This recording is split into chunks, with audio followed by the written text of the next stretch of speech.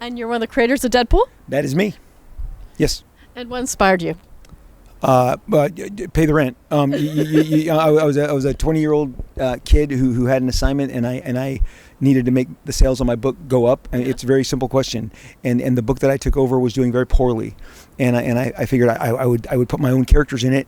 And Marvel kept saying, well, this one works, and sales went up this many, and this one up. So I just kept, that was my inspiration. But for Deadpool at the time, I'd already kind of created all my serious minded leading men, and I needed somebody to upset the apple cart. And I was a huge fan of Spider-Man, and Spider-Man had gotten kind of dreary. If you go back to 1990 and 1991, he was super dark. Everybody wanted to make everything grim and gritty. That's when it started. And I said, well, let's get back to the kind of Spider-Man I grew up with, a smartass who would make a joke while he punched you in the face. And so I introduced Deadpool, and he was a combination of everything I loved: Boba Fett, Spider-Man.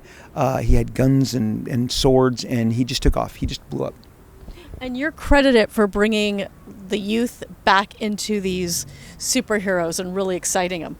You know, it was 30 years ago, but I remember it very well because I was a kid going to shows. I went to my first signing when I was 12 years old, and then I never stopped. So as a teenager, I was always the youngest guy in every room, and it was always a lot of much older fans. Yeah. And then my peers and we got into the business, and I would start going to shows and signings, and I saw kids that looked like us, younger. The skateboard crew was suddenly crossing over, and I think it's just, we brought a different energy. We brought the stuff that we loved, whether it was manga or anime or the movies that we were seeing, like the Schwarzenegger movies, and we brought that energy into the comics, and people just followed us.